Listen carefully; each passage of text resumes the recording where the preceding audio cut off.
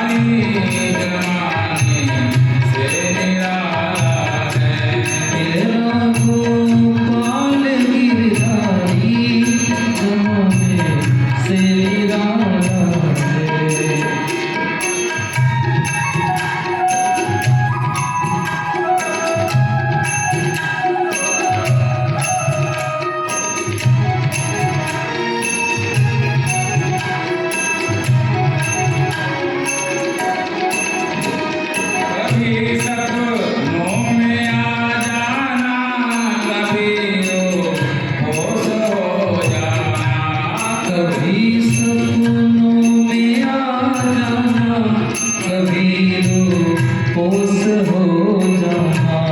कभी सपनों में आ जाना, कभी रोपोस हो जाना। कभी सपनों में आ जाना, कभी रोपोस हो जाना। ये दर्शाने का मोहन ने निराला रंग निकाला है। यह बरसाने के मोहन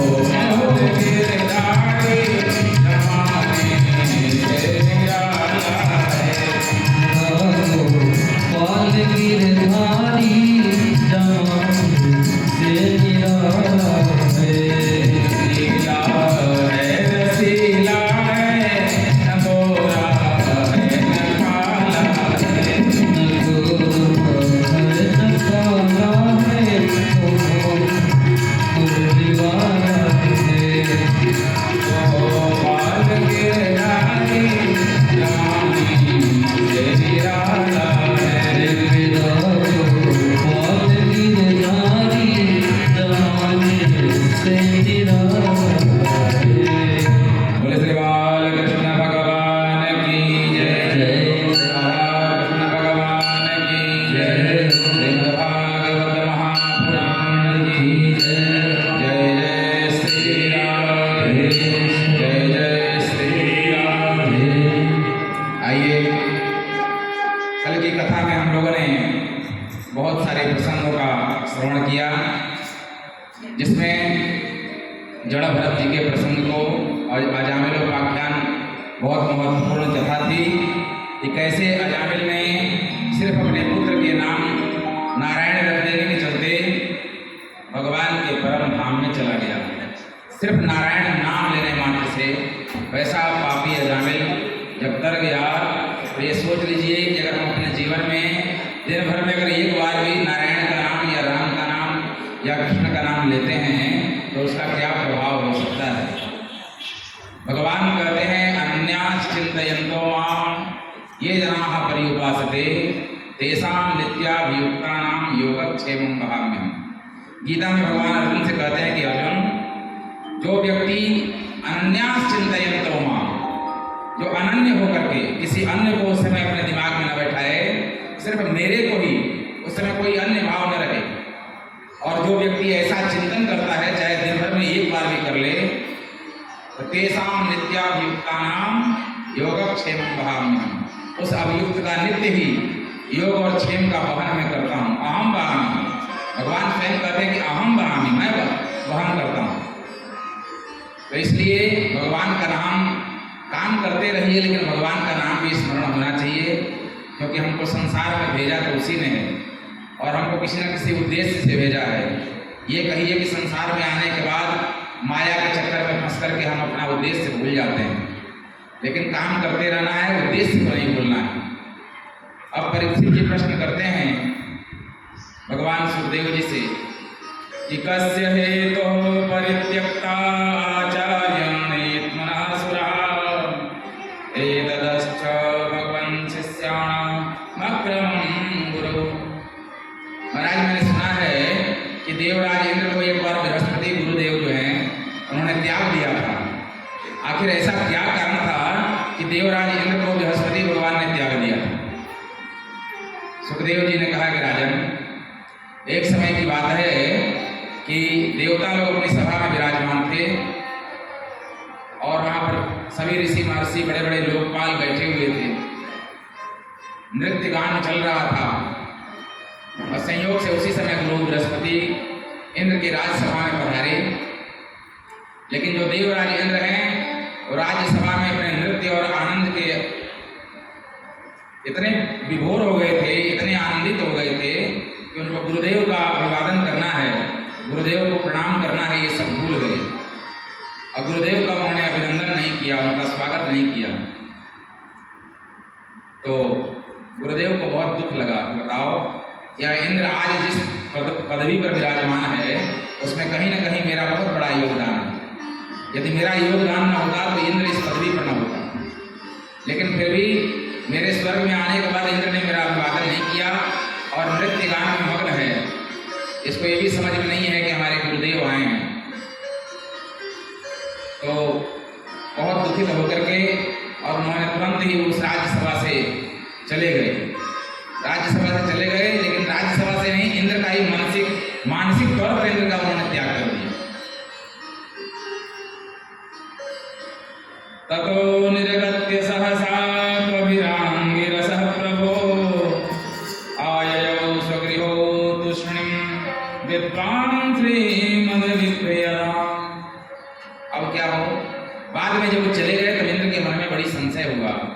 जब तक गुरुदेव मेरे को छोड़कर चले गए, उनको बहुत क्रोध हो गया होगा। मैं अपने नाच और गान बजान में, संगीत में इतना मग्न हो गया था कि मैंने अपने गुरुदेव का अभिवादन नहीं किया। बाद में इंद्र गए, उनके घर पे गए, लेकिन गुरु बृहस्पति वहाँ मिले नहीं। वो लुप्त हो गए, अपने आप को उन्होंने अंतर्धान कर लिया। अब देवराज इंद्र ने बहुत ढूंढा, लेकिन गुरु जी मिले नहीं। अब गुरु के बिना देवताओं की शक्ति कमजोर हो जाएगी, और जब देवताओं की शक्ति कम होगी तो राक्षसों को जब इस बात का पता लगेगा तो तो निश्चित तौर पर वह स्वर्ग पर आक्रमण कर देंगे। तो इस भय से देवराज इंद्र जो है वो ब्रह्मा जी के पास दौड़े दौड़े गए और कहे, पितामह आप ही बतावें कि हम क्या करें, हमारे गुरुदेव तो हम लोगों को छोड़कर न जाने कहाँ चले गए हैं। ब्रह्मा जी ने इंद्र को फटकार लगाई और ब्रह्मा जी ने कहा कि इंद्र, तुम अपने पदवी में इतने मदोन्मत्त हो गए हो कि तुमको ये भी नहीं पता है कि अब जाकर गुरुदेव का स्वागत करना चाहिए, और तुमने नृत्य गान के चक्कर में पड़कर अपने गुरु का आदर नहीं किया। अब तो तुम्हारे लिए अनर्थ ही है, अनर्थ है। अब तुमको शीघ्र ही कोई बृहस्पति के समान ही जो विद्वान हो, योग्य हो, उसको गुरु पदवी पर स्थापित करना पड़ेगा, क्योंकि गुरु के बिना तो फिर तुम्हारी गद्दी भी संशय में पड़ गई है।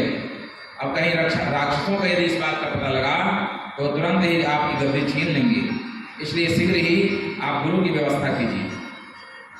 हाथ जोड़कर इंद्र बोले कि महाराज, अब बृहस्पति के समान गुरु मैं कहाँ खोजूँ? अब आप ही बताइए कि बृहस्पति नहीं है तो मैं उनके समान गुरु कहाँ से लेकर के आऊँ? तो ब्रह्मा जी ने उपाय बताया कि तद विश्वरूपम भजता सुविप्रम तपस्विनं काष्ठमथात्मवन्तं सवाजितोऽर्थं सविदास्यते वो यदीक्षमिस्वर्गमुता सुकर्मा। आप लोग चले जाइए, एक त्वष्टा नाम के मुनि हैं। ये त्वष्टा नाम के जो मुनि हैं, इनका एक पुत्र है विश्वरूप। यह विश्वरूप बृहस्पति के समान ही बड़ा भारी विद्वान है, और यदि विश्वरूप यदि स्वीकार कर लें आप लोगों के गुरु बनने के लिए तो ये समझ लीजिए कि आप लोगों का कल्याण हो जाएगा। देवताओं ने कहा कि अच्छा। देवताओं ने ब्रह्मा जी को प्रणाम किया और तुरंत ही त्वष्टा मुनि के पास चले गए और त्वष्टा मुनि से उन्होंने प्रार्थना किया कि हे प्रभु, हम आपके पुत्र विश्वरूप को अपना गुरु बनाना चाहते हैं, क्योंकि हमारे गुरुदेव जो बृहस्पति हैं वो हम लोगों को त्याग चुके हैं और न जाने कहाँ चले गए हैं, और गुरु के बिना तो हमारा सारा काम रुक जाएगा, हमारी शक्ति क्षीण हो जाएगी, तो आप कृपा कीजिए। तो ये विश्वरूप के जो पुत्र, जो विश्वरूप थे त्वष्टा मुनि के पुत्र, इनके 3 सर थे। एक सर से यह वेद मंत्रों का उच्चारण किया करते थे, और दूसरे से ये सोमपान किया करते थे, और तीसरे से ये सुरापान किया करते थे, और लोगों को गाली पकड़ दिया करते थे। 3 सर थे, तीनों से 3 काम किया करते थे, लेकिन विद्वान बहुत थे बृहस्पति के समान। तो इन लोगों ने जाकर के उनसे प्रार्थना किया कि प्रभु, हमारी इच्छा है कि आप हमारे गुरुदेव बन जाइए और हम लोगों को मार्गदर्शन दीजिए, हम लोगों का मार्गदर्शन कीजिए। विश्वरूप ने कहा कि ठीक है भाई, हम बन जाएंगे तुम्हारे गुरु, और उनको ले जाकर के इन लोगों ने अपने गुरु पदवी पर स्थापित कर दिया। जब गुरु पदवी पर स्थापित किया तो वहीं विश्वरूप जी ने देवराज इंद्र को नारायण कवच का उपदेश किया। नारायण कवच का उपदेश किया और कहा कि इस नारायण कवच के उपदेश से ये जो तुमने नारायण कवच प्राप्त कर लिया है, इसका इतना प्रभाव है कि इसके प्रभाव से तुम्हें कोई दैत्य जल्दी तुमको मार नहीं पाएगा। यदि किसी दैत्य ने तुमको निगल भी लिया तो वो तुमको पचा नहीं पाएगा। और नारायण कवच का उपदेश दिया विष्णु जी ने। यया गुप्तः सहस्राक्ष सवाहान् ऋतुसैनिकान् क्रीडन्निव विनिर्जित त्रैलोक्यमुपजये श्रियम्। अब जब नारायण कवच का उपदेश इनको हो गया तो सबसे मूल बात है कि ये जो विश्वरूप थे, इनके पिता त्वष्टा मुनि जो थे, उनका जो विवाह हुआ था वो राक्षस की कन्या से हुआ था। राक्षस की कन्या से विवाह होने के चलते इनके जो राक्षस लोग थे विश्वरूप मुनि के मामा लगते थे। अब मामा लगते थे तो मामाओं के प्रति भी प्रेम था, मामा लोग भी भांजे को मानते थे। तो एक बार की बात है, ये जो है विश्वरूप इंद्र के लिए यज्ञ कर रहे थे और इंद्र को यज्ञ करवा रहे थे। और इस यज्ञ में उन्होंने क्या किया कि जब आहुति देना प्रारंभ किया तो देवताओं के लिए तो आहुति देते हैं, लेकिन मामाओं के प्रेम के वशीभूत होकर के और इन्होंने अपने मामा लोगों के लिए भी आहुति दे दिया। सैव हि ददौ भागं परोक्षमसुरान् प्रति यजमानो वहद भागं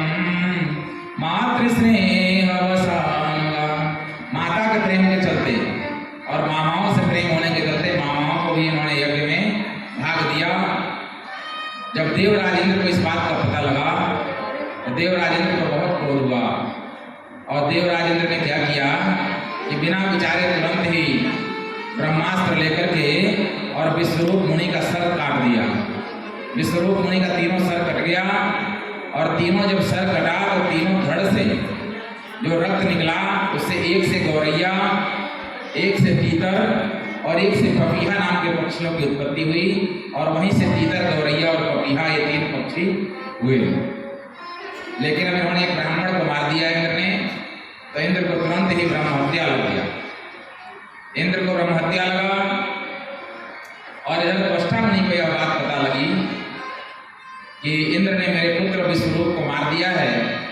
तो त्वष्टा मुनि को बड़ा क्रोध हुआ, दुख भी हुआ और उन्होंने तुरंत ही एक यज्ञ का आयोजन किया और यज्ञ करके उस यज्ञ में उन्होंने संकल्प किया कि हत पुत्र ततस्त्वष्टा जुहुवेन्द्राय शत्रवे इंद्र शत्रो विवर्धस्व माचिरं जहिवाविदम्।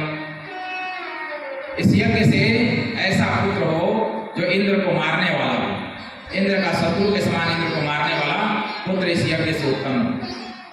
और ऐसा संकल्प करके उन्होंने जब इस यज्ञ को किया तो उस यज्ञ से एक बहुत विशाल काय राक्षस उत्पन्न हुआ, जिस राक्षस का नाम था वृत्रासुर।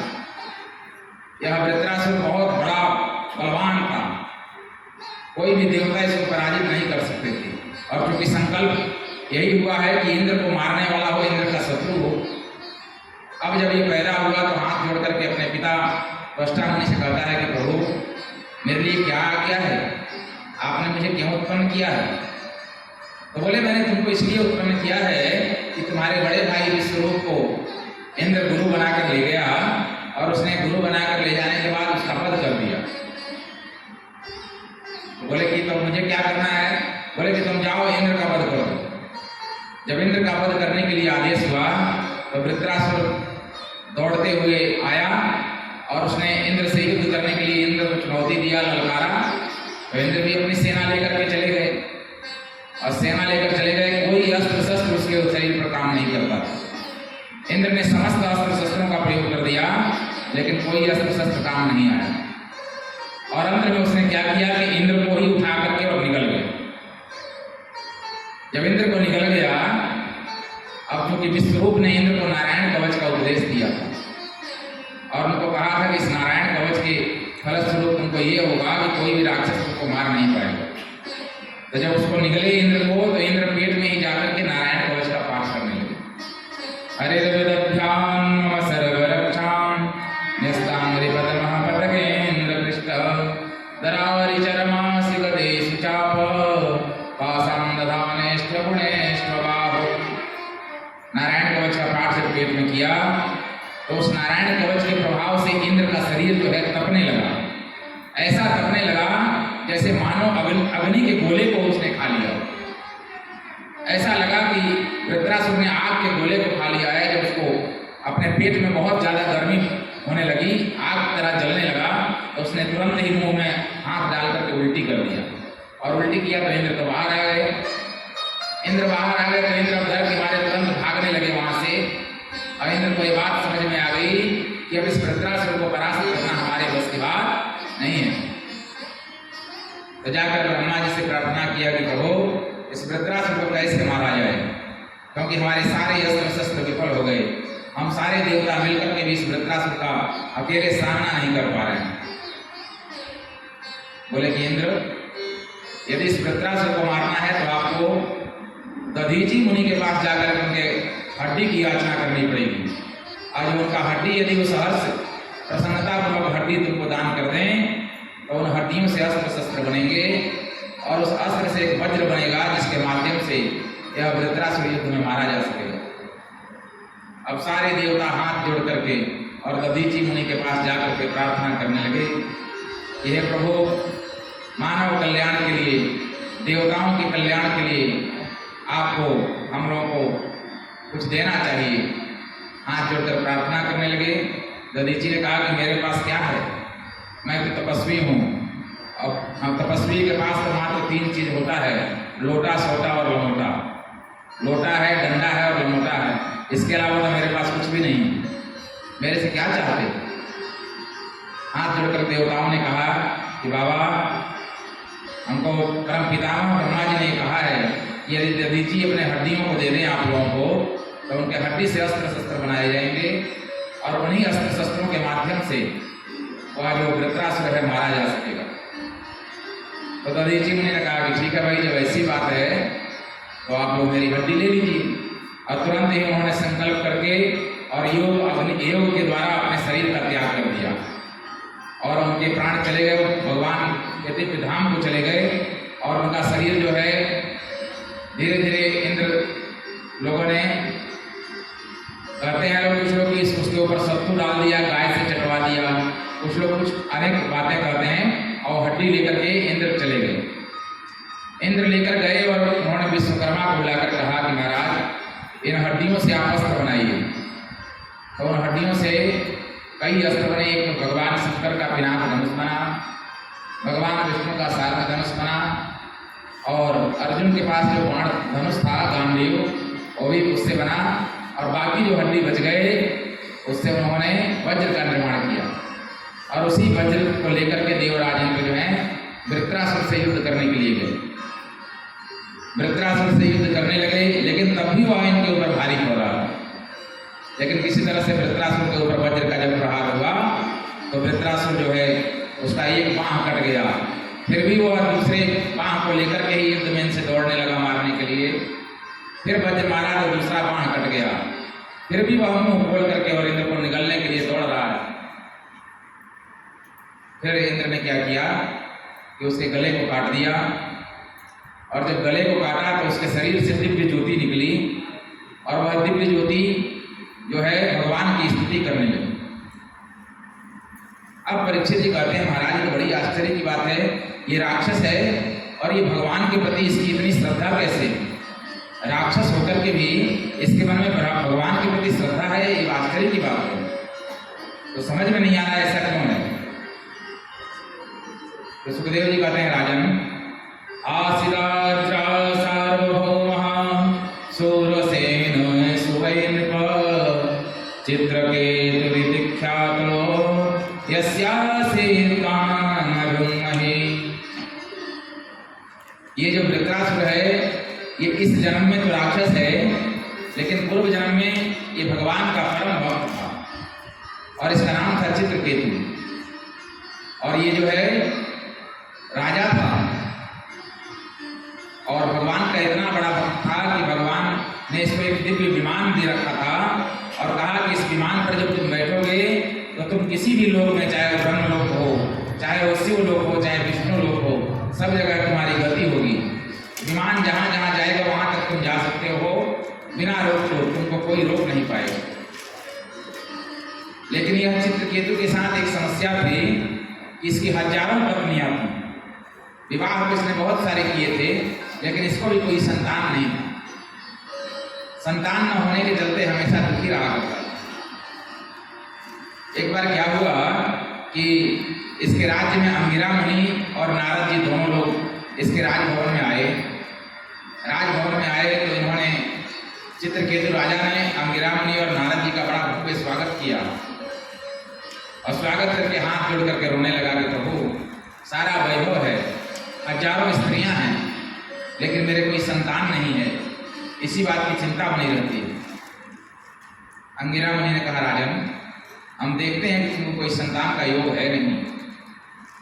तो जैसे आत्मदेव ने जिद किया था सन्यासी महाराज से, वैसे चित्रकेतु भी पैर पकड़ करके अंगिरा मुनि का रोने लगा और जिद करने लगा।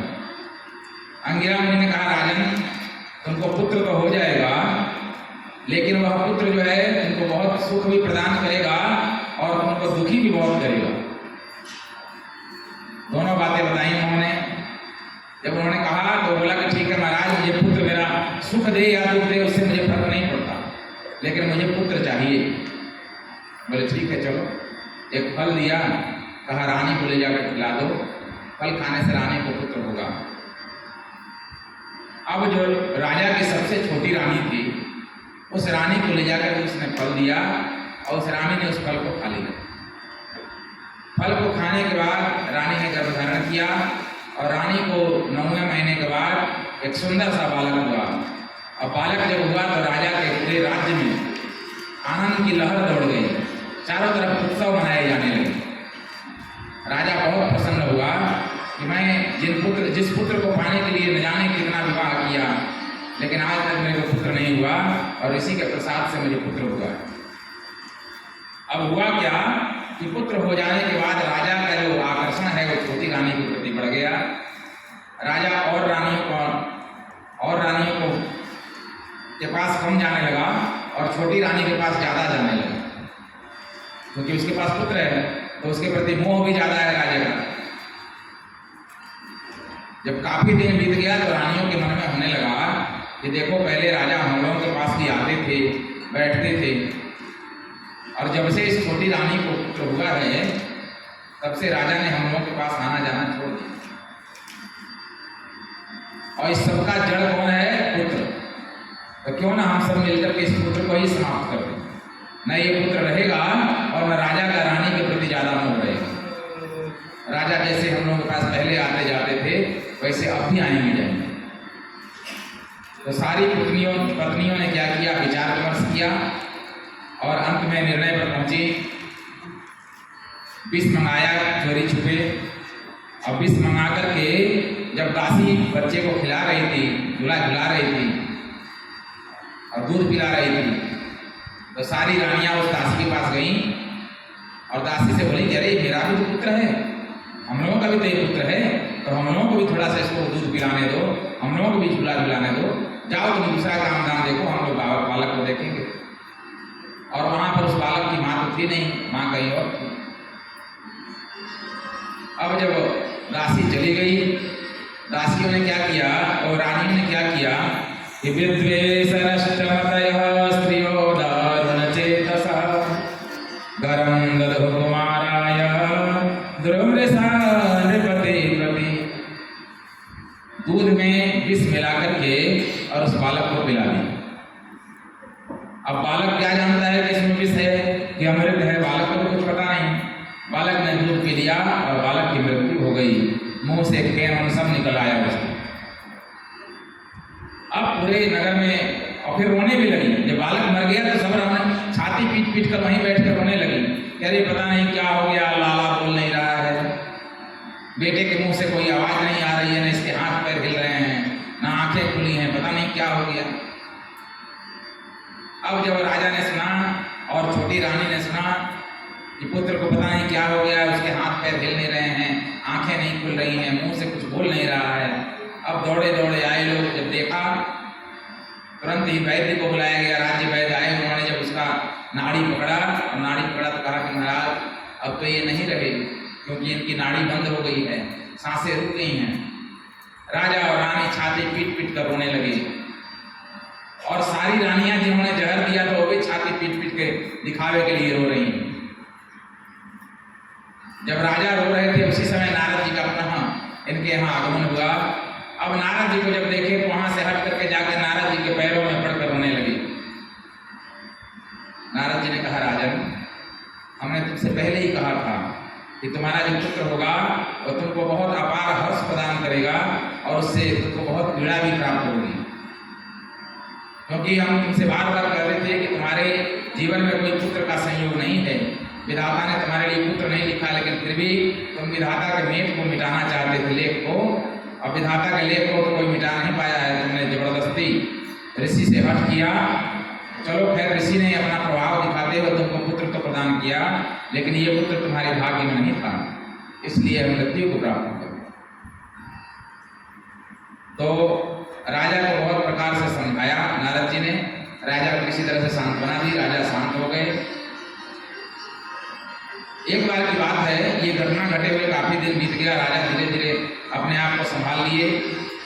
और एक बार की बात है कि राजा जो हैं वो उस विमान पर बैठ करके कैलाश पर्वत पर भगवान के दर्शन के लिए चले।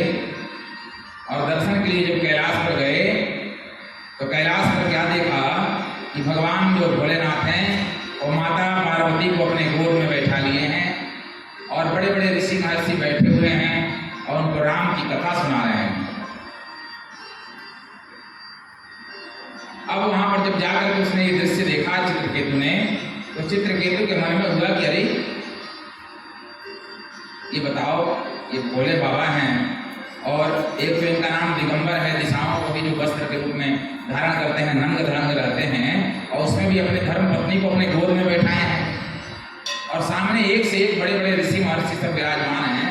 इनको लज्जा नहीं आती, ऐसा लगता है जैसे इनसे बड़ा कामी कोई है ही नहीं।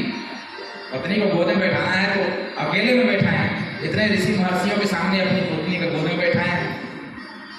तो उसने क्या कहा, बोलते हुए, जोर से बोलते हुए कहा, एस लोक गुरु साक्षात् धर्म भक्ता शरीरिणाम आस्ते मुख्य सभायां वै मिथुने भूय भार्यया। बताइए, ये भगवान भोलेनाथ जो हैं ऋषि महर्षियों को उपदेश दे रहे हैं, और जो दूसरे को उपदेश देता है उसको अपने आचरण को जरूर सुधार लेना चाहिए। लेकिन यह कैसे उपदेश दे रहे हैं, अपनी पत्नी को अपने गोद में बैठा करके, इनको लज्जा नहीं आ रही है। अब भगवान शंकर तो बेचारे सर झुकाए चुपचाप हंस रहे हैं मन ही मन कि देखो ये इसका क्या हो गया है, ये कैसे बकवास किए जा रहा है। लेकिन माता को यह बर्दाश्त नहीं हुआ, पार्वती माता को।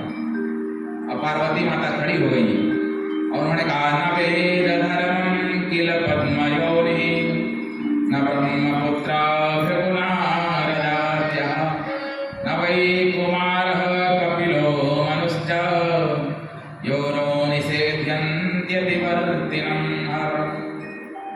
यहाँ पर सभी लोग विराजमान हैं, स्वयं ब्रह्मा जी विराजमान हैं, ब्रह्मा जी की कथा सुन रहे थे, सनत कुमार लोग हैं, भृगु हैं, नारद जी हैं, कपिल मुनि हैं, सभी लोग विराजमान हैं। लेकिन किसी को इतना ज्ञान नहीं आया जितना ज्ञान इस चित्रकेतु को आया, जितना उपदेश इस चित्रकेतु के मन में मेरे प्रति आया। ये ज्ञान ये बैठे हुए ब्रह्मा नारद इत्यादि जितने देवता हैं, इन सबको ये बातें समझ में नहीं आई। ये लोग हमको कुछ नहीं बोले, लेकिन ये राजा ये कितना गर्वीला और घमंडी हो गया है कि इस तरह की बात बोल रहा है। और वही माता ने उसको श्राप दिया कि जाओ, तुमको मैं श्राप देती हूँ कि तुम अगले जन्म में राक्षस हो जाओ। वही माता पार्वती का दिया हुआ श्राप जो है, यही वृत्रासुर, माता पार्वती के श्राप से दूसरे जन्म में वृत्रासुर हुआ था। लेकिन पूर्व जन्म में भगवान का बहुत बड़ा भक्त था, और इसी के प्रभाव से ये जब मृत्यु को प्राप्त हुआ तो मरने के बाद इसके शरीर से ज्योति निकली और वो भगवान की स्तुति करने लगी।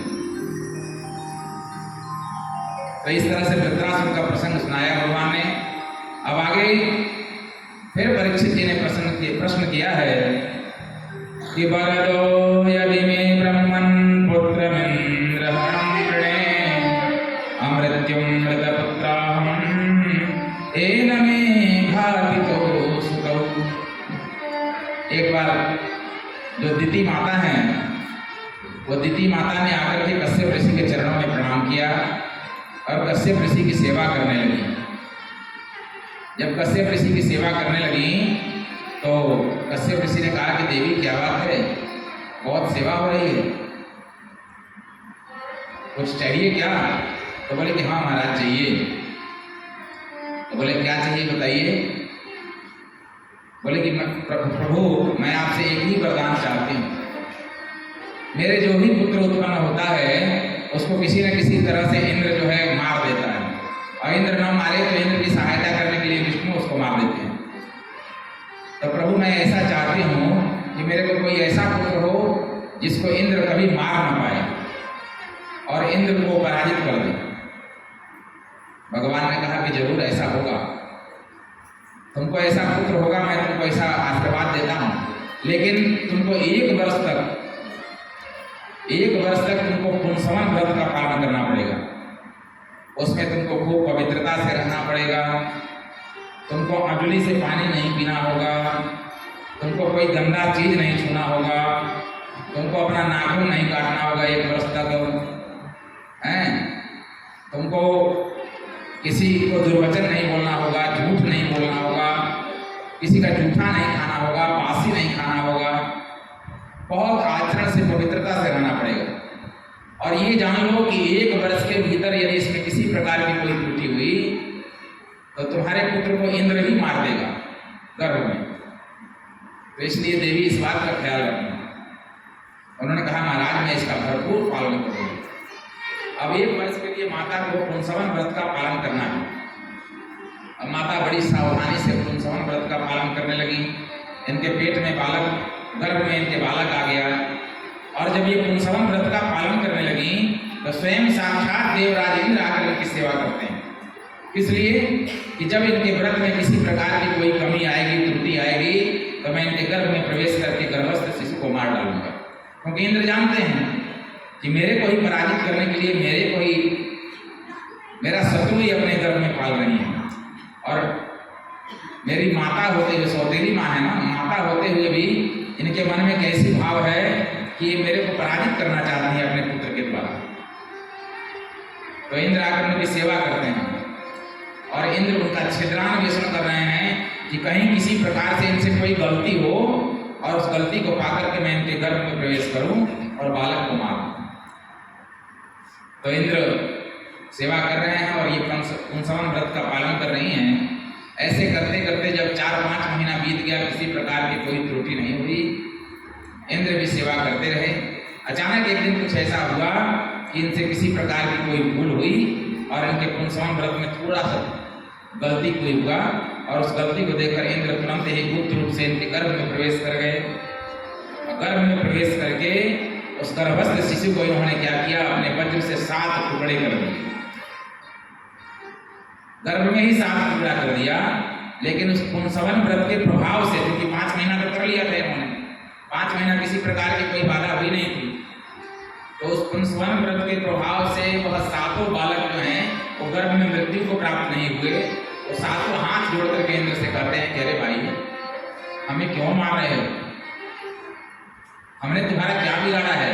अभी तो हम पृथ्वी पर भी नहीं आए हैं, अभी तो हम माँ के गर्भ में हैं। अब इंद्र को और गुस्सा आ गया कि मैंने इन लोगों को मारने के लिए 7 टुकड़ा किया और ये 7 के 7 बोल रहे हैं, जीवित हैं। अब इंद्र ने क्या किया, उन 7 को 7 टुकड़ा कर दिया। तो वो 49 हो गया, 7 सते 49 टुकड़ा हो गया। फिर भी वो सब हाथ जोड़ करके इंद्र से कहते हैं कि अरे भैया, तो हमें क्यों मारना चाहते हो? हम वचन देते हैं कि हम जब पैदा होंगे तो हम तुम्हारे मित्र होंगे, हम तुम्हारे भाई होंगे, हम तुमसे कभी दुश्मनी नहीं करेंगे, तुमसे कोई शत्रुता नहीं करेंगे। अब हमको छोड़ दो, हमको मत मारो। जब इस तरह से गर्भ में ही उन लोगों ने आश्वासन दिया तो इंद्र ने वहां पर उन लोगों को छोड़ दिया। और जब उनका गर्भकाल पूर्ण हुआ तो 10वें महीने में 1 बालक नहीं 49 बालक पैदा हुए माता दिति को। तो आप लोगों ने सुंदरकांड पढ़ा होगा कि हरि प्रेरित तेहि अवसर चले मरुत 49 और अट्टहास करि गर्जा कभी बाढ़ ही लाग यकास। बाद में ब्रह्मा जी ने इनको देवताओं में शामिल कर लिया और ये 49 प्रकार के मरुदगण कहलाए। जो हवा चलती है ना, ये हवा 49 प्रकार की होती है। और जब 49 प्रकार की हवा चलने लगे तो मानिए पृथ्वी उड़ने लग जाएगी। जब बहुत तेज आंधी आती है, समझिए कि 1 प्रकार की हवा मन से चलती है। और जब 49 प्रकार की हवा चलने लगे तो समझ लीजिए क्या होगा।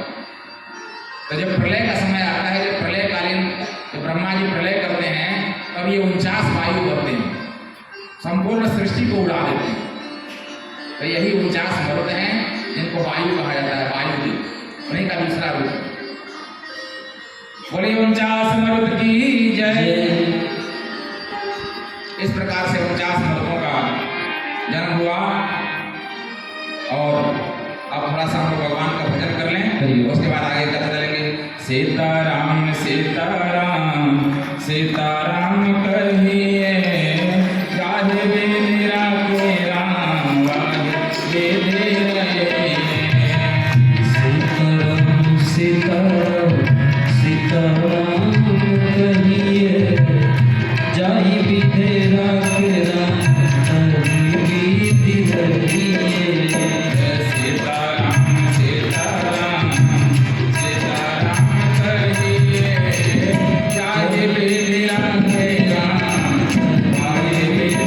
रहिए। सीताराम सीताराम सीताराम कहिए, जाहि विधि राखे राम, ताहि विधि रहिए।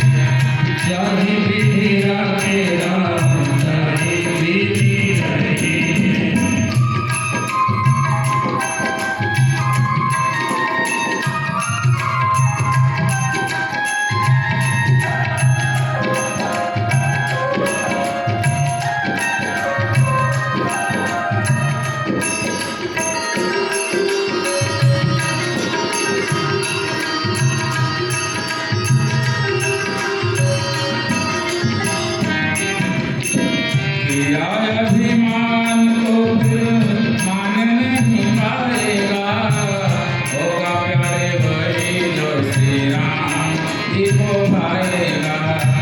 किया अभिमान तो फिर मान नहीं पाएगा, होगा प्यारे वही जो श्री राम जी को भाएगा। फल आशा त्याग सुख काम करते रहिए, चाहे विधि राखे राम सारी विधि रहिए। सीताराम सीताराम सीताराम कहिए, चाहे विधि राखे राम सारी विधि रहिए।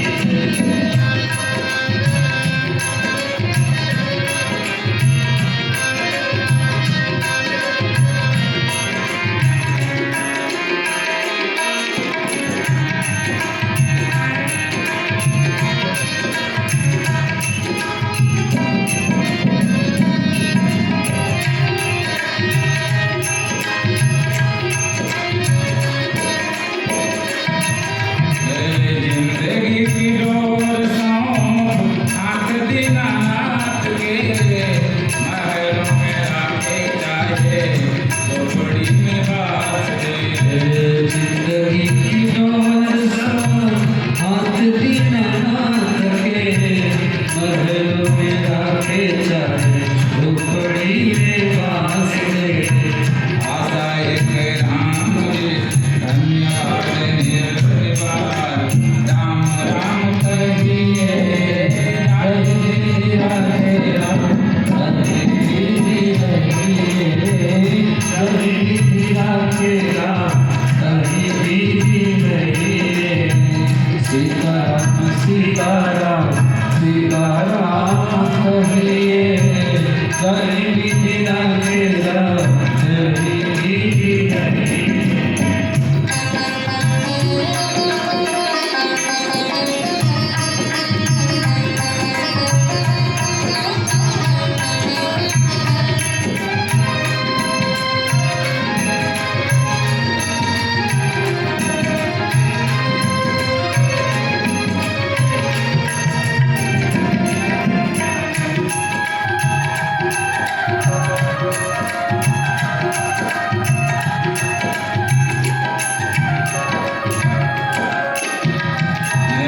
आशा एक राम जी से दूरिया सा छोड़ दे, आशा एक राम जी से दूरी नाता जोड़ दे। आशा एक राम जी से तुझिया सा छोड़ दे, नाता एक राम जी से तुझा नाता तोड़ दे। साधु संग राम रंग अंग रंग रंगे, काम में त्याग त्यागे राम राम भगिए। सीताराम सीताराम सीताराम कहिए, चाहे विधि राखे राम हरे विधि रहिए। सीताराम सीताराम सीताराम कहिए, चाहे विधि राखे राम हरे विधि रहिए। चाहे विधि राखे राम हरे विधि रहिए। चाहे विधि राखे राम हरे विधि रहिए।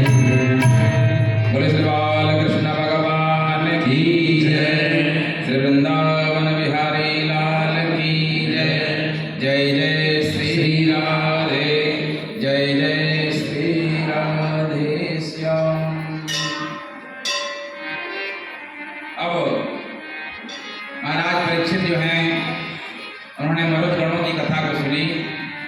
कहते हैं महाराज मेरा प्रश्न ये है कि जब हिरण्याक्ष को भगवान बाराह ने मार दिया तो उसका जो बड़ा भाई था हिरण्यकशिपु, उसने क्या किया?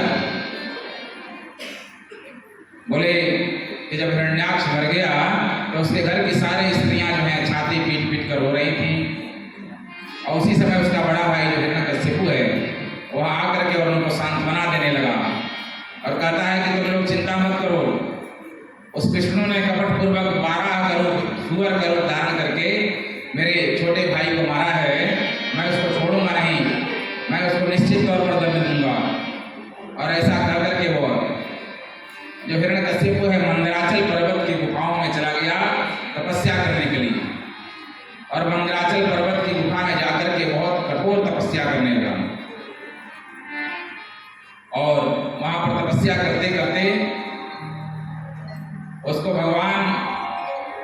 उसके तेज से उसका सारा शरीर जो है दीमक खा गए, उसके शरीर में मात्र हड्डी पिंजर बच गया, कुछ भी मांस नहीं रहा उसके शरीर में।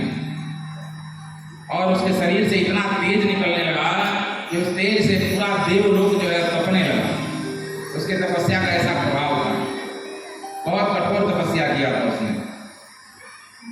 सारे देवता ब्रह्मा जी से कहते हैं, प्रभु ये आपकी तपस्या कर रहा है, जाकर के इसको शांत कीजिए।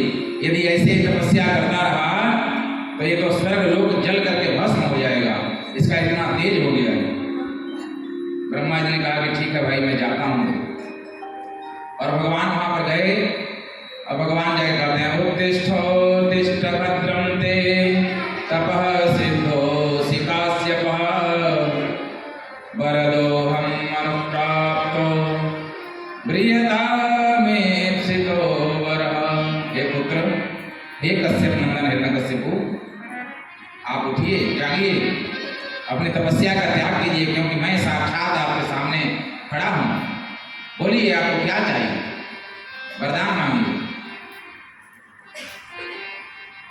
अब जगह उसने आवाज सुनी भगवान की, तुरंत ब्रह्मा जी ने ऐसे हाथ उठाया और ब्रह्मा जी के शरीर हाथ से ऐसा ज्योति निकला कि उसके सारे अंग जितने हैं सब पुनः उसके सारे मांस मज्जा जितने सूख गए थे, जो दीमकों ने खा लिया था, पुनः उसका शरीर हष्ट पुष्ट हो गया।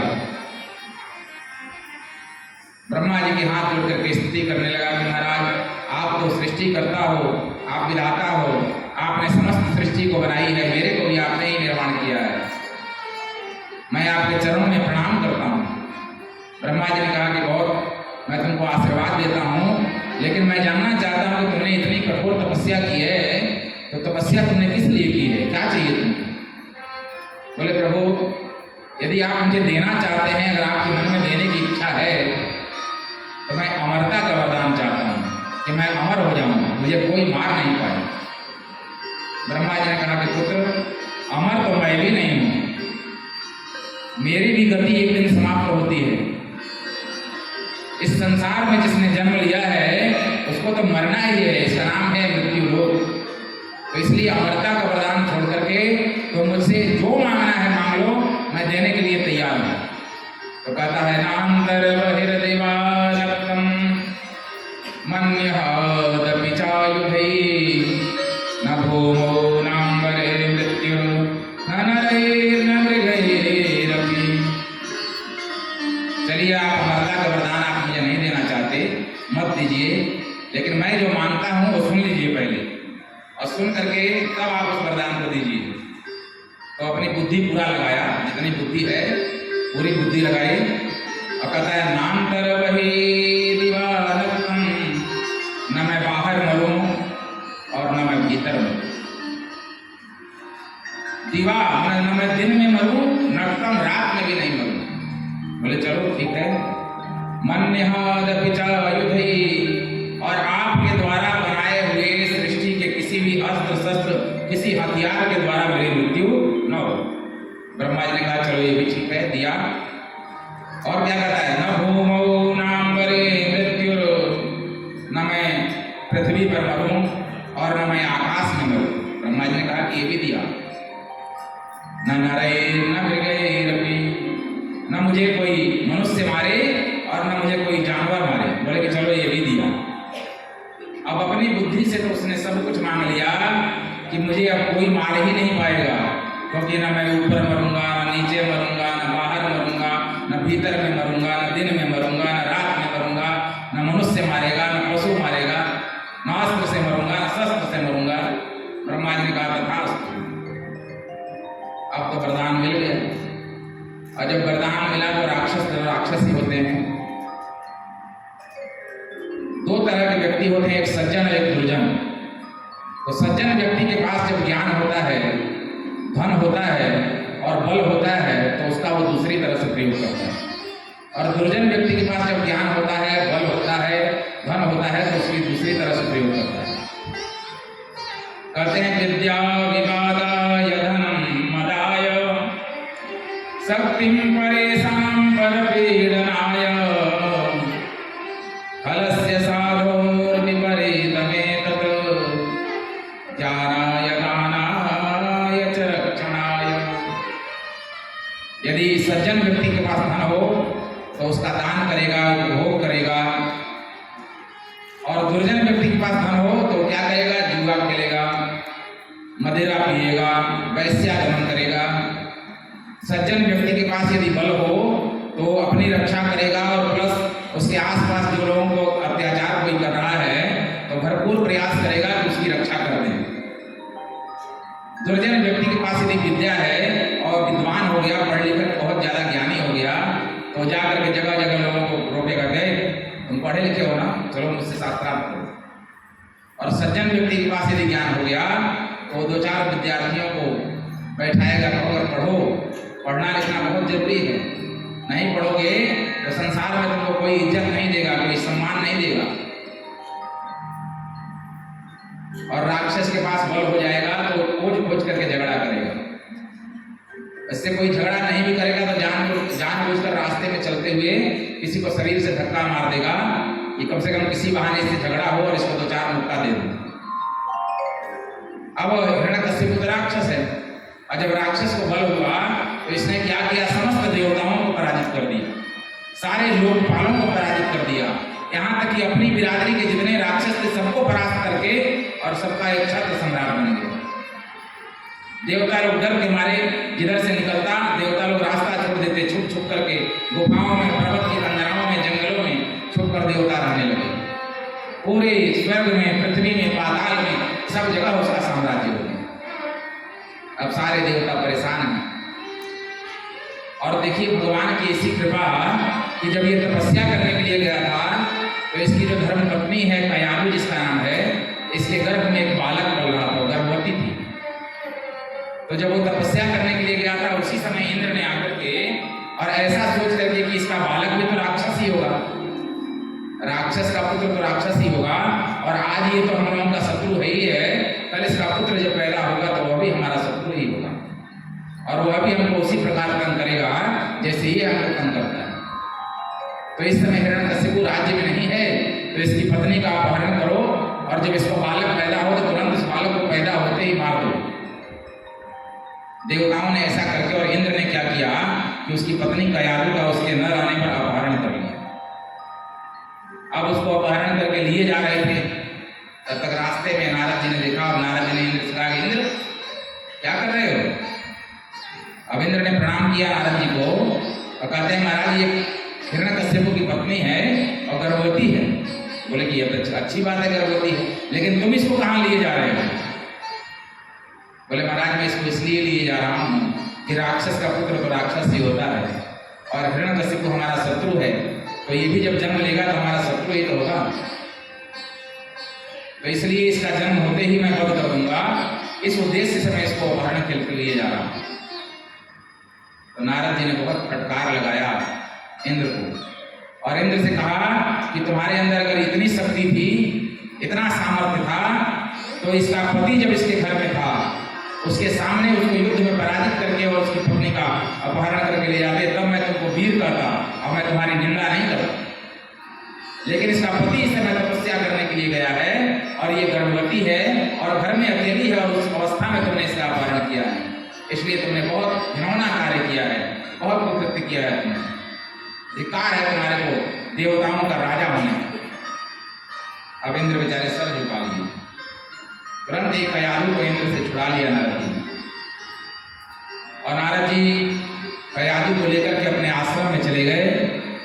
और आश्रम में तो भगवान नारद जी के आश्रम में बस वही भजन कीर्तन होता है, पुराणों का प्रवचन होता है, वेद का पारायण होता है।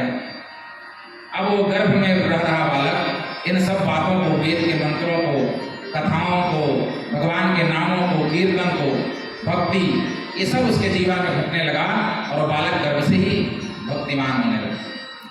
भगवान ने एक तरफ तो हिरण्यकश्यप को देवताओं का शत्रु तैयार कर रहे हैं, और स्वयं उसके घर में एक भक्त तैयार कर रहे हैं। भगवान की ऐसी व्यवस्था। अब उसी आश्रम में प्रहलाद जी का जन्म हो गया, और जब ये तपस्या करके वापस अपने घर आया तो घर में इसकी पत्नी तो थी नहीं। कयाधु पूछने लगा कि मेरी पत्नी कहाँ है? लोगों ने कहा कि महाराज जब आप तपस्या करने गए थे तो इंद्र आया और हम लोग को युद्ध में पराजित करके आपकी धर्मपत्नी का अपहरण करके लेके चला गया। अब तो इसको अपार क्रोध हुआ। इंद्र की इतनी हिम्मत, इतना सामर्थ्य इंद्र का कि मेरे अनुपस्थिति में उसने मेरी पत्नी का अपहरण किया, मैं उस इंद्र को जीवित नहीं छोड़ूंगा। और तुरंत ही अपनी सेना तैयार किया और चल दिया स्वर्ग पर चढ़ाई करने। रास्ते में देवर्षि नारद मिले और नारद जी ने कहा, हिरण्यकशिपु कहाँ जा रहे हो? प्रणाम किया देवर्षि को कि महाराज मैं आपके श्री चरणों में प्रणाम करता हूँ। मैं तो जा रहा हूँ देवराज इंद्र को परास्त करने के लिए, क्योंकि मेरे न रहने पर उसने मेरी पत्नी का अपहरण कर लिया था और वो भी मेरी पत्नी उस समय गर्भवती थी। बोले कि आप चिंता न करें, आपकी पत्नी को मैंने अपने आश्रम में रखा है और उसने एक बड़े सुंदर कुमार को जन्म दिया है, आपका एक बड़ा सुंदर पुत्र भी हुआ है। अब तो उसका क्रोध तुरंत ठंडा हो गया। जैसे पुत्र का नाम सुना आनंद विभोर हो गया और आनंद विभोर होकर के उसने कहा, महाराज कहाँ है मेरा पुत्र, कहाँ है? मैं उसके दर्शन करना चाहता हूँ, मैं उसको देखना चाहता हूँ, अपने गोद में उसको खिलाना चाहता हूँ। सब क्रोध शांत हो गए। गया आश्रम में अपने पुत्र को लेकर के खूब प्यार करने लगा और पत्नी को लेकर के रथ में बैठा करके और अपने पुत्र के सहित वो अपने घर चला आया। अब धीरे धीरे प्रहलाद जी बड़े हो रहे हैं। प्रहलाद जी को खूब प्यार करता है, बहुत प्रेम करता है। और प्रहलाद जी अकेले नहीं, प्रहलाद जी के 3 और बड़े भाई हैं, अनुहलाद, प्रहलाद, प्रहलाद और आहराद। 4 भाई हैं प्रहलाद जी, 3 इनसे बड़े, प्रहलाद जी सबसे छोटे। फिर उसके बाद अब धीरे धीरे जब ये 5-6 वर्ष के हुए प्रहलाद जी, तो प्रहलाद जी का बाकायदे यज्ञोपवीत संस्कार किया और यज्ञोपवीत संस्कार करके और गुरुकुल में भेज दिया। तो दैत्यों के गुरु कौन है? शुक्राचार्य जी। और दैत्यों के गुरुकुल में शिक्षा भी दी जाती है, कैसी? वो दैत्यों के हिसाब से, सनातन पद्धति की शिक्षा नहीं दी जाती है और राक्षस पद्धति की शिक्षा दी जाती है। लेकिन जो प्रहलाद जी हैं, जो बचपन से ही नारद जी के आश्रम में रहने के चलते ये तो शुद्ध भक्त हो गए हैं, भगवान के सनातनी भक्त हो गए हैं। अब जब पढ़ने के लिए गए तो वहाँ गुरु जी कुछ और सिखाते हैं कि देवता लोग तुम्हारे हमेशा के लिए शत्रु हैं, देवताओं को कभी पनपने नहीं देना है, बहुत बड़े यज्ञ नहीं होने देने हैं। इस तरह का जितना राक्षसी शिक्षा है सब उसको देने लगे। लेकिन प्रहलाद को सब बातें समझ में नहीं आती। प्रहलाद को जब बातें नहीं समझ में आती है, प्रहलाद दूसरा ही कुछ बताते हैं। अब गुरुजी बेचारे बहुत डरते हैं कि पता नहीं क्या होगा, इसके पिता ने तो हमको पढ़ने के लिए हमारे आश्रम में इसको भेजा है और यदि मैंने इसको नहीं पढ़ा पाया तो इसका पिता मुझे जीवित ही मार देगा। और राक्षस है और राक्षस को गुरु की मर्यादा थोड़ी पता है। बार बार समझाते हैं कि पुत्र तुम हिरण्यकश्यपु के पुत्र हो, उसके उत्तराधिकारी हो, आगे चल के तुमको राजा बनना है, आगे चल कर तुमको राक्षसों का नेतृत्व करना है, इसलिए मैं जो तुमको बताता हूँ उसको सीखो। तो गुरु जी को ही पाठ पढ़ाने लगते हैं। कहते हैं कि हे गुरुदेव, आप जिसको भगवान मान रहे हो, आप जिसको बहुत बड़ा राजा कह रहे हो, उसकी भी जन्म जो है और उसकी भी मृत्यु होती है। भगवान ने ही तो उसको बनाया है, लेकिन भगवान एक ऐसा है कि उसकी कभी न मृत्यु होती है और न भी कभी उसका जन्म होता है। वह अजन्मा है, वह अनादि है, वह अनंत है। अब बहुत प्रयास किया लेकिन प्रहलाद जी के ज्ञान कुछ और ही है, इसलिए ज्ञान प्रहलाद के पल्ले पड़ते नहीं। एक दिन संयोग से हिरण्यकश्यपु ने अपने मन में विचार किया कि अब मेरे पुत्र को गए हुए 1 साल हो गए, गुरुकुल में चलकर देखें तो सही कि मेरे पुत्र ने क्या सीखा है, क्या पढ़ा है। अपने पुत्र को गोद में उठा लिया और कहता है कि हे पुत्र, मैं जानना चाहता हूं कि तुमने गुरुकुल में रह करके 1 वर्ष में क्या सीखा तुमने। अब जब गोद में उठाया, जब ऐसा पूछा तो कहते हैं पिताश्री, मैंने तो यही सीखा कि श्रवणम कीर्तनम विष्णु स्मरणम पाद सेवम अर्चनम वंदनम दस्यम सख्यमात्म निवेदन। मैंने यही सीखा कि नारायण ही हैं जो इस सृष्टि के पालन करता है और उन्होंने यह सृष्टि बनाई है। ब्रह्मा भी नारायण ही हैं और भगवान शंकर भी नारायण ही हैं। तीनों माने उत्पत्ति, प्रलय और पालन, ये तीनों के कर्णधार जो हैं ये नारायण ही हैं। इन्होंने ही तीन रूप में, ब्रह्मा और शंकर के रूप में ये पृथ्वी सृष्टि की रचना करते हैं, पालन करते हैं और संहार करते हैं। इसलिए पिताश्री मैं तो यही कहता हूँ कि यदि संसार में यदि किसी का भजन करना है तो नारायण की कीजिए, किसी के विषय में सुनना है तो नारायण की, किसी की सेवा करनी है तो नारायण की, किसी के विषय में भजन करना है तो नारायण की, और किसी को याद करना है तो नारायण की। अब जब ये सुना तो कहता है कि तुम जानते हो किसकी बात कर रहे हो? तुम उस नारायण की बात कर रहे हो जिसने छल कपट पूर्वक सूअर का रूप धारण करके और तुम्हारे चाचा यानी मेरे छोटे भाई हिरण्याक्ष का वध कर दिया। और इतना ही नहीं, हमारे कुल के न जाने कितने राक्षस भाइयों को उस नारायण ने कपट पूर्वक मारा है देवराज इंद्र की सहायता करने के लिए। अब तुम उसकी तरफदारी कर रहे हो, अच्छी नहीं बात। तुरंत पटक दिया गोद से प्रहलाद को। प्रहलाद ने कहा कि पिताश्री आप कितना भी क्रोध कर लें, लेकिन ये जान लीजिए कि आपके अंदर जो शक्ति है वो भी कहीं ना कहीं उनकी ही शक्ति है, उन्हीं के द्वारा तो आप शक्तिमान हैं। आपके अंदर थोड़ा बल आया है तो कहीं ना कहीं भगवान की कृपा है। यदि उनकी कृपा न हो तो आपके अंदर कुछ भी बल नहीं है, आप जड़वत पड़ जाएंगे, आप अचेतन हो जाएंगे। जब तक वो शरीर में है तब तक यह शरीर चलता फिरता बोलता हंसता खेलता कूदता है, और जिस दिन वो शरीर से निकल जाए तो एक आध 2 घंटे के बाद ये शरीर जो है मिट्टी हो जाता है, शरीर से दुर्गंध आने लगता है। और इस बात को भली भांति मैं जानता हूँ, आप इस बात को समझ नहीं पा रहे हैं। अब हिरण्यकश्यप को बहुत गुस्सा आया और हिरण्यकश्यप ने क्या किया कि उसको घर लेकर चला गया, और घर ले जाकर उसको प्यार से समझाता है कि बेटा तुम मेरी बात मानो, जो गुरुजी लोग सिखाते हैं आपको वही पढ़ना है, वही सीखना है। लेकिन कितना भी समझा कर थक गया, लेकिन प्रहलाद को सारी बातें उसके पल्ले नहीं पड़ी। अंत में उसने क्या किया कि अपने दूतों को आदेश दिया कि ऐसा है कि मेरे 3 पुत्र तो ऑलरेडी हैं, मुझे प्रहलाद जैसा पुत्र नहीं चाहिए जो मेरी बातों को नहीं मानता, जो मेरा अनुसरण नहीं करता है। इसको ले जाकर के और खाई में फेंक दो, ऊंचे पर्वत की खाई में इसको फेंक दो, इसकी मृत्यु हो जाए। अब दूतों ने क्या किया कि ले जाकर के और उस प्रहलाद को खाई में फेंक दिया, लेकिन वहां भी वो भगवान के नामों का स्मरण करते रहे, ओम नमो भगवते वासुदेवाय मंत्र का जप करते रहे, और उनको कुछ भी नहीं हुआ। भगवान नारायण ने उनको गोद में ले लिया, एक खराज तक नहीं आया उनको। अब बालक के मन में भगवान के प्रति विश्वास और प्रबल हो गया कि इतने ऊंचे खाई से गिरने के बाद भी भगवान के नाम का ऐसा प्रभाव है कि मेरे को खरोच तक नहीं आया, तो अब तो तय है कि उससे बड़ा शक्तिमान कोई और नहीं हो सकता। फिर हंसते खेलते हुए फिर पिता के पास पहुंच गया। अब उसके मन से मृत्यु का भय जो है एकदम निकल चुका था। वो जान गया कि मैं जिस नारायण का स्मरण कर रहा हूँ वो मुझे हर कदम पर बचाएगा, वो मेरी सुरक्षा करेगा। फिर उसके बाद हिरण्यकश्यप ने जब उसको देखा तो कहा कि मैं इसको देखना नहीं चाहता, आप लोग एक काम करो, ले जाओ और किसी पागल हाथी के पैर में इसको बांध दो। जब हाथी के पैर में बांध दोगे तो निश्चित तौर पर वो हाथी इसको मार डालेगा। प्रहलाद को ले जाकर के हाथी के पैर में लोगों ने बांध दिया, और जब हाथी के पैर में बांधा तो गणेश जी का नाम लेकर के स्तुति करने लगे। हाथी भी एकदम शांत हो गया। सारे लोग, सारी सेना देख करके दंग रह गई। अरे भाई, पागल हाथी जिसको संभालना बड़े बड़े महावतों के बस में नहीं था, और उस हाथी के पैर में इसको हम लोगों ने बांधा, और फिर भी ये हाथी शांत हो गया। और उस हाथी ने क्या किया, उस प्रहलाद को लेकर के अपने पीठ पर बैठा दिया।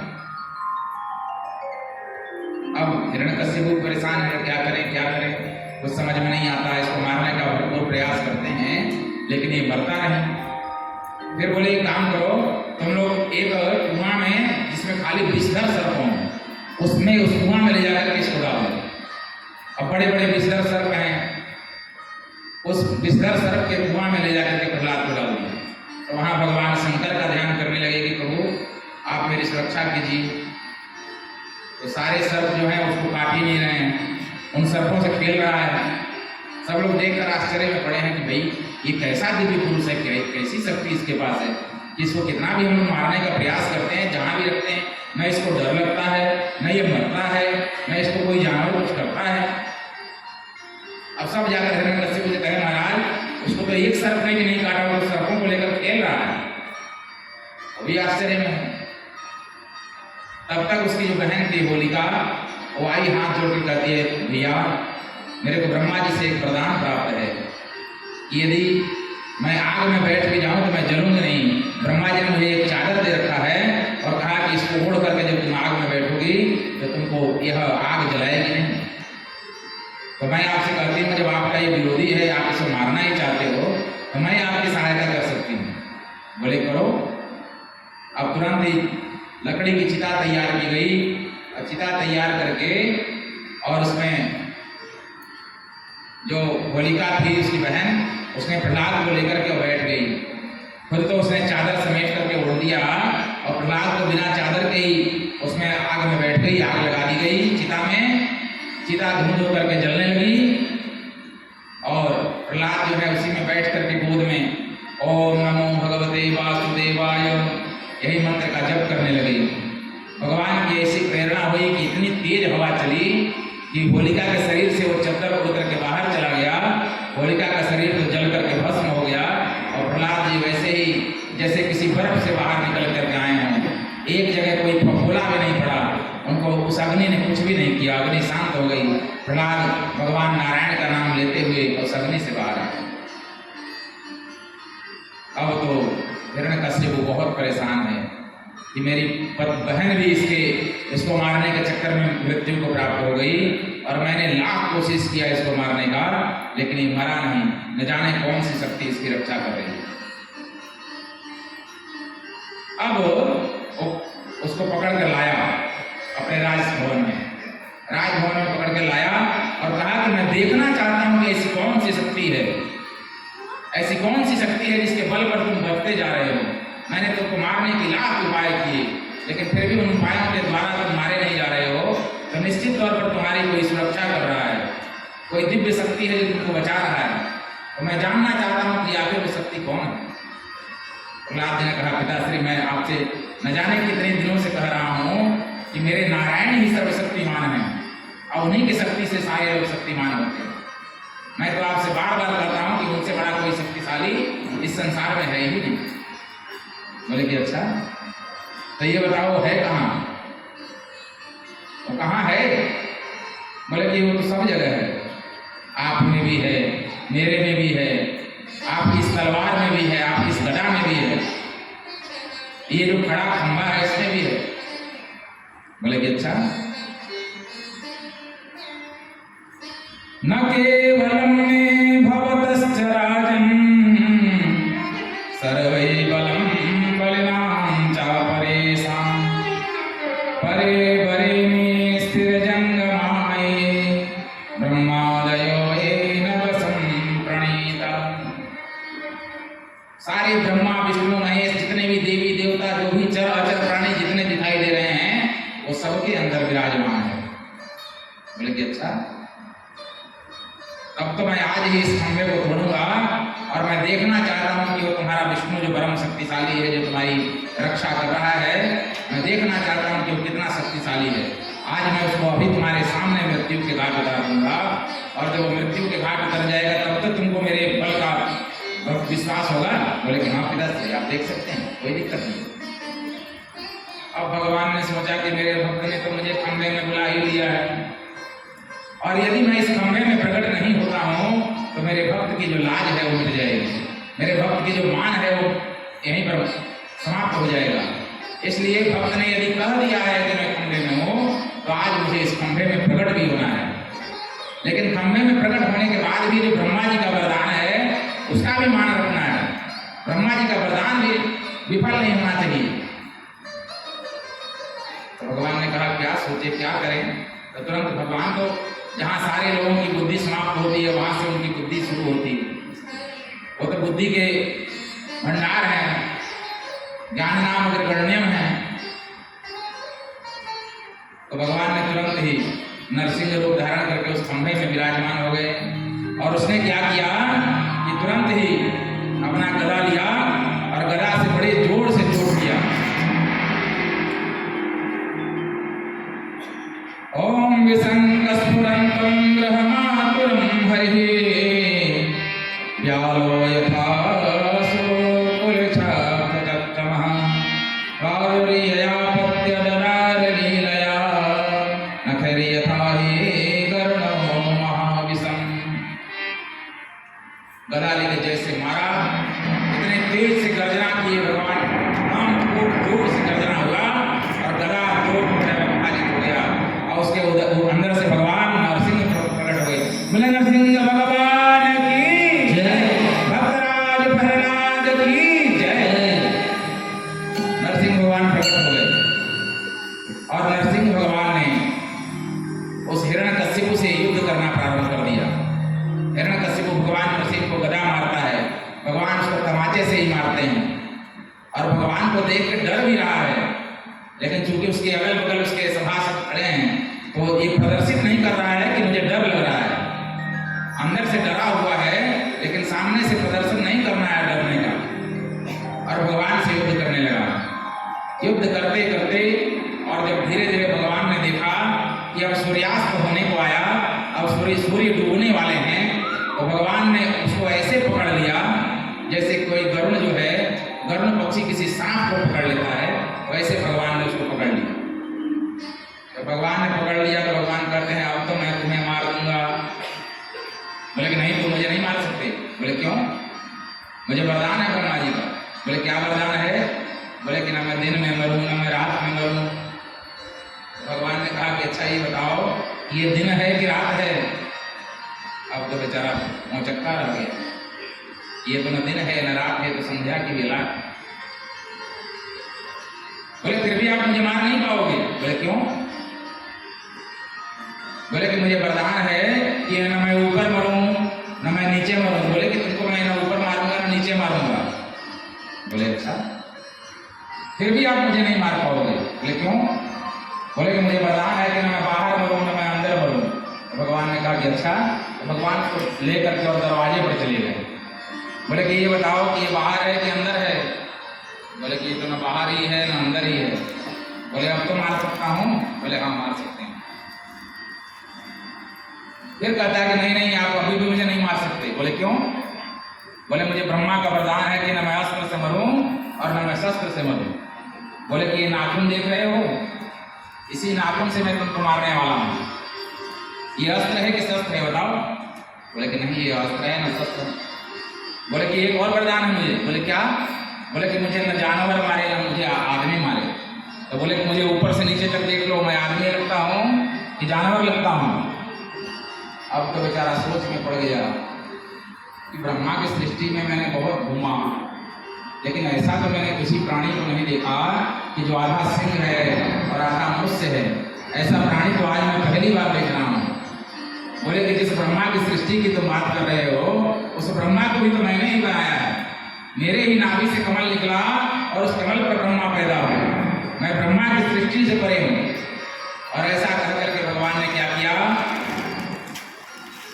कि विक्रम स्फुरन्तं ग्रहणातुरं हरिः व्यालो यथा गोकुलनक्षतां त्वचं वारुर्यया पत्यदरारलीलया नखर्यथा हि करुणो महाविषम।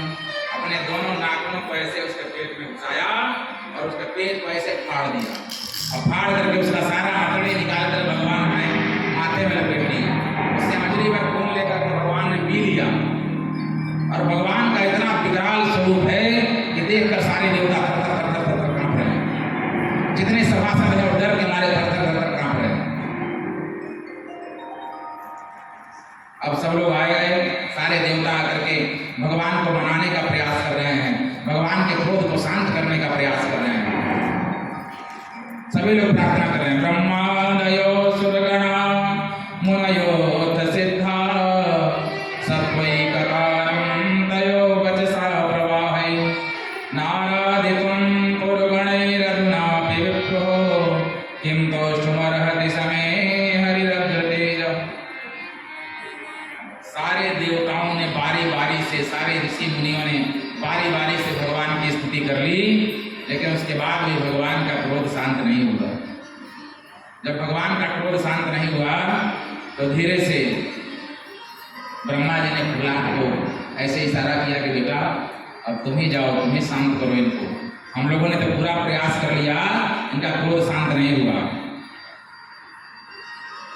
जब प्रहलाद को उन लोगों ने कहा तो प्रहलाद जाकर हाथ जोड़ करके प्रार्थना करने लगे, मां मां प्रलोभयोपद्यावसक्तं कामेषु तैर्वैरः तत्संगभीतो निर्विण्णो मुमुक्षुस्त्वापाश्रितः। हे पुत्र, वो करने लगा, प्रहलाद प्रार्थना करने लगी कि हे प्रभु, मैं आपके इन चरणों में सादर प्रणाम करता हूँ कि आज मेरे लिए आपने इस खम्भे से प्रकट होकर के और मेरे को कृतार्थ कर दिया। मैंने अपने पिता को बार बार समझाया कि आपसे बड़ा शक्तिशाली शक्तिमान कोई है नहीं, लेकिन मेरे पिता अपने बल के घमंड में, अपने तपस्या और अपने वरदान के घमंड में इतने फूले जा रहे थे कि मेरी बातों को उन्होंने अनदेखा कर दिया, अनसुना कर दिया, मेरी बातों को नहीं माने, और जिसके परिणाम स्वरूप उन्होंने मेरे ऊपर बहुत सारे अत्याचार किए कि मेरी बात को ये मान ले। लेकिन चूंकि मैं सारा रहस्य नारद जी के द्वारा ही जान चुका था कि भगवान कैसे शक्तिशाली हैं, सारी कथाओं को, भगवान के सारे गुणगानों को मैंने नारद जी के आश्रम में माँ के गर्भ से ही जान लिया था, इसलिए मैं तो उन बातों को जानता था। मैंने चाहा कि मेरे पिता भी इन बातों को समझे, लेकिन मेरे पिता ने मेरी बातों को नहीं माना और मेरे ऊपर अत्याचार किया। उसके परिणाम स्वरूप क्या हुआ कि आज आपको ये रूप धारण करना पड़ा और आपने मेरा मान रखा, मैं धन्य हो गया, मैं कृतकृत्य हो गया। भगवान अपने जीभ से प्रहलाद को चाटने लगे। भगवान का क्रोध धीरे धीरे शांत हो गया, प्रहलाद को चाटने लगे और प्रहलाद का सर जो है अपने हाथों से सहलाने लगे और उसको गोद में उठाकर ले जाकर के और जो राजा का सिंहासन था उस पर बैठा दिया। कहा कि पुत्र, अब तुम इस पर बैठो और तुम इस पर राज करो, क्योंकि ये सिंहासन तुम्हारा है, तुम्हारे पिता के बाद अब इस पर तुम ही राज्य करोगे और इसको धर्म पूर्वक राज्य करो इस पर, क्योंकि राक्षस पुत्र हो लेकिन तुम्हारे अंदर राक्षसत्व का गुण नहीं, तो तुम धर्म पूर्वक इसका पालन करो। ऐसा आशीर्वाद देकर के और भगवान जो है धीरे धीरे शांत हो गए। अपने सौम्य रूप में, विष्णु के रूप में भगवान आए। भगवान को सारे देवताओं ने प्रणाम किया। भगवान ने ब्रह्मा जी को बड़ी फटकार लगाया कि ब्रह्मा जी, ऐसा वरदान देते हो, एक बार सोच समझ के वरदान दिया करो। तुम्हारे वरदान के चलते मुझे ऐसा रूप धारण करना पड़ा। ब्रह्मा जी बेचारे सर झुका लिए कि प्रभु क्या करूं, मैं तो विवश हूँ। यदि कोई तपस्या करेगा, कोई पूजा करेगा तो उसको कुछ ना कुछ तो देना ही है।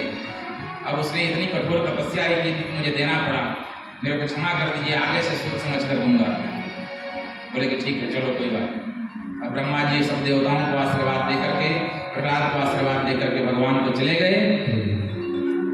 अब उसके बाद जो 8वां स्कंद है, 8वें स्कंद की कथा में मनवंतरों का वर्णन करने लगे भगवान, और उसे मनवंतर का वर्णन करते हुए कहते हैं कि हे राजन, टोटल 14 मनु होते हैं। 14 मनु में श्राद्ध देव मनु, वैवस्वत मनु, रैवत मनु, चाक्षुष मनु, सावर्णी मनु, इस तरह के 14 मनु हैं। और 14वें मनु में जो 8वें मनु हैं, तो 8वें मनु जो रैवत मनु है, उन्हीं मनु के काल में एक समय की घटना है कि एक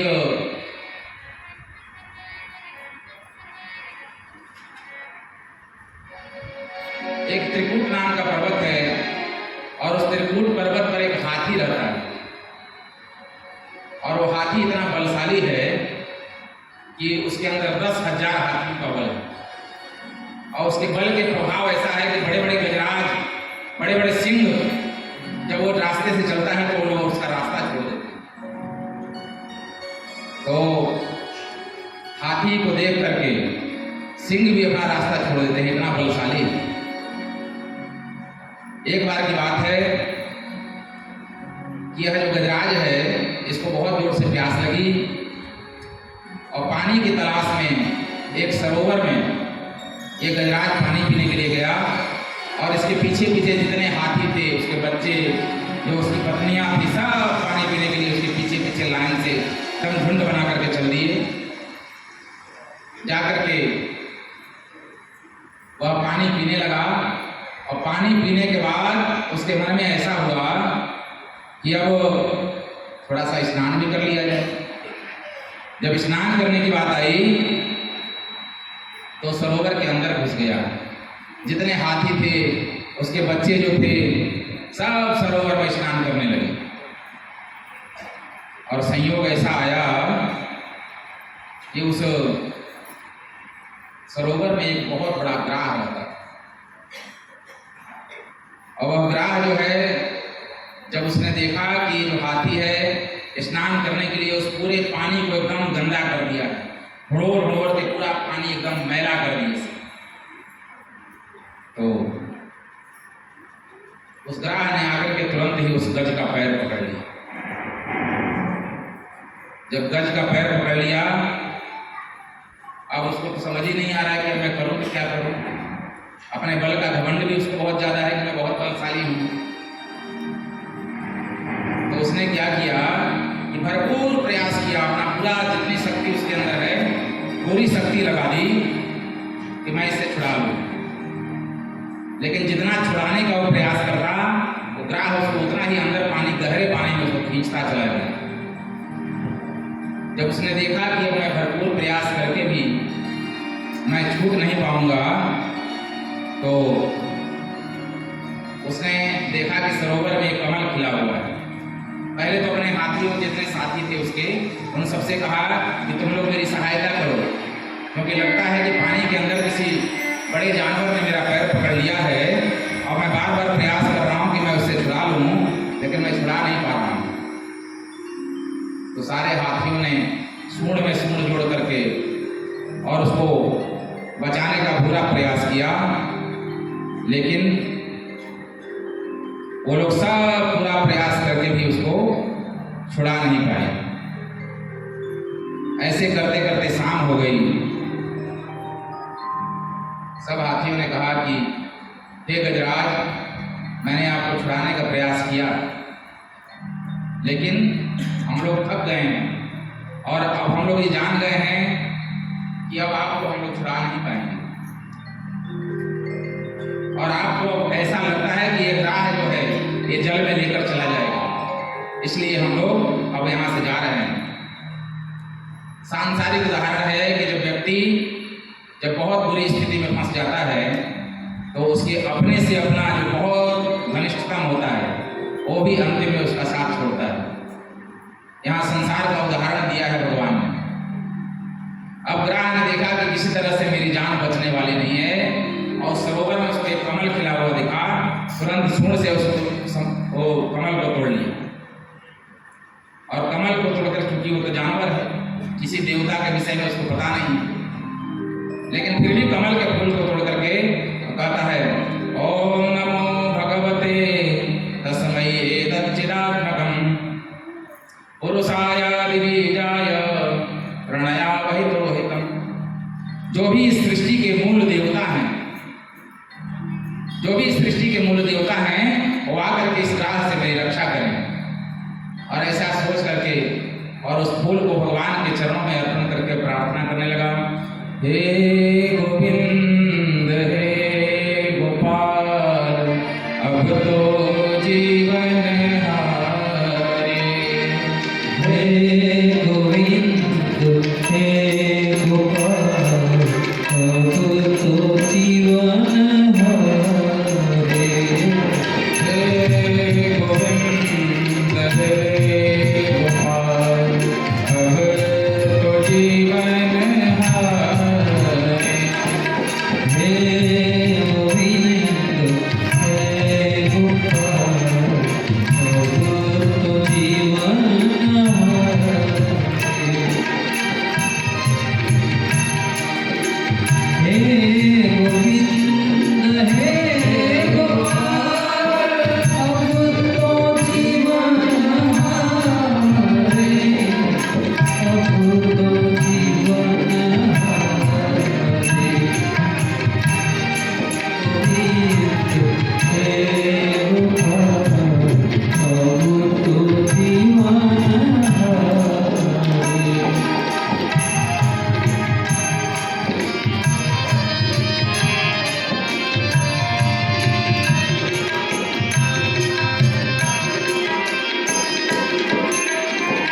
नीरपीवन हेतु गयो